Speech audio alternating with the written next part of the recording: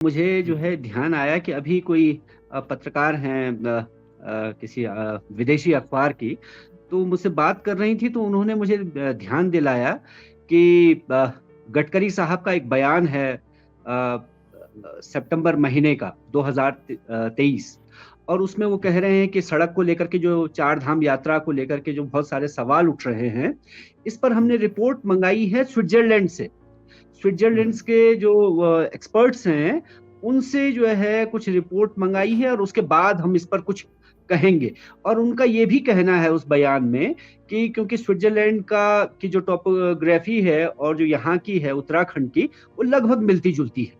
तो अब जो आपकी बात है, तो मतलब जो मंत्री साहब अगर ऐसा सोचते हैं कि यूरोप के जो पहाड़ हैं, वहाँ की जो संरचना है पहाड़ों की और जो यहाँ की है, वो एक जैसी है, तो ऐसा है नहीं। हिमालयी जो पहाड़ हैं, जो हिमालय है, बहुत ही मतलब अगर हम दुनिया के बाकी पर्वतों से, पर्वत श्रृंखलाओं से इसकी तुलना करें, तो बहुत नए हैं। और न सिर्फ नए हैं, बल्कि जो है इनकी जो बनने की प्रक्रिया है वो भी अलग है। मतलब ये एक टकराहट के साथ बने हैं, और अभी भी इनमें बनने की प्रक्रिया लगातार गतिमान है। धरती के नीचे लगातार वो प्रक्रिया चल रही है, और जो नीचे प्लेट्स हैं, एशियन प्लेट का तिब्बतियन प्लेट के साथ टकराव, उसका लगातार घर्षण, ये सब चल रहा है। और क्योंकि नए हैं, तो यहाँ जो है पहाड़ों की एक जैसी संरचना भी नहीं है, यानी कि एक ही तरह की चट्टानें भी नहीं है, अलग अलग तरह की चट्टानें हैं। उसमें मिट्टी भी मिली हुई है, उसमें कच्ची चट्टानें हैं, उसमें सेडिमेंट्री रॉक्स भी हैं, उसमें क्वार्ट्ज भी हैं, अलग अलग तरह की चट्टानें। तो इस वजह से ये एक अलग तरह का वो है। फिर इसका जो पर्यावरण है, इसकी जो डाइवर्सिटी है, बायोडाइवर्सिटी है, जियोलॉजी है, इकोलॉजी है, बहुत अलग है बाकी दुनिया के पहाड़ों से। इसलिए यहाँ जो है पिछले लगातार 50 साल से जो वैज्ञानिक हैं, भूगर्भवेत्ता हैं, पर्यावरणविद हैं, इस बारे में चेतावनी देते रहे हैं। और अभी तो 2 दिन पहले ही, 3 दिन पहले ही एक भूगर्भ वैज्ञानिक ने देहरादून में ही एक सेमिनार हो रहा था वाडिया इंस्टीट्यूट में, और उन्होंने इस बात को कहा कि हिमालय में पिछले 100-150 साल में कोई बड़े भूकंप नहीं आए हैं, 7 रिक्टर स्केल के या 8 रिक्टर स्केल के। और धरती के नीचे लगातार जो है ऊर्जा, क्योंकि वो घर्षण चल रहा है, ऊर्जा संचित हो रही है, और किसी भी समय आने वाले 5 साल 10 साल में एक बड़े भूकंप की संभावना है।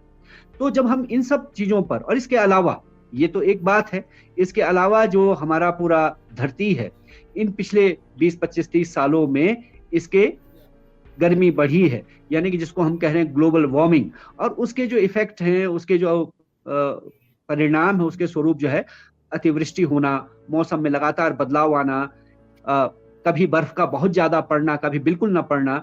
तो ये सब जो बदलाव हैं, ये हिमालय के जो बाकी उसको और ज्यादा क्रिटिकल बना दे रहे हैं सिचुएशन को, ये जो पूरी परिस्थिति है इसको। और ऐसे में जब हम इसके साथ छेड़छाड़ करें, विकास के नाम पर हम बहुत ज्यादा यहाँ विस्फोटकों का इस्तेमाल, सुरंगों का निर्माण, बहुत ज्यादा चौड़ी सड़कों का निर्माण, या हाइड्रो पावर के नाम पर जो सब कुछ नदियों को रोकना, उनका रास्ता बदलना, उनकी इकोलॉजी के साथ छेड़छाड़ करना, तो ये सब जब हो रहा है, तो ये और ज्यादा इस पूरी, एक तो हिमालय की स्थिति, इसकी कमजोर स्थिति, मौसम का बदलाव, भूकंप के लगातार आना, इन सब की वजह से और ज्यादा ये पूरी जो पिक्चर है, जो पूरी तस्वीर है, और ज्यादा क्रिटिकल हो जाती है।